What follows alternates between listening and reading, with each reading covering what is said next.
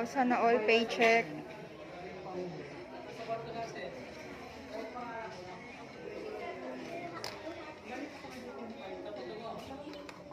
Ay, balik tayo. Next. I am worldwide. Extra income ko. Next.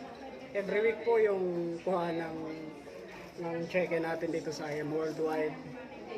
Kaya dapat Friday and Saturday, kahapon wala ako kasi may pasok. Ngayong Saturday, yun lang yung vacant na araw ko. Kaya this Saturday ko nakuha ang aking cheque.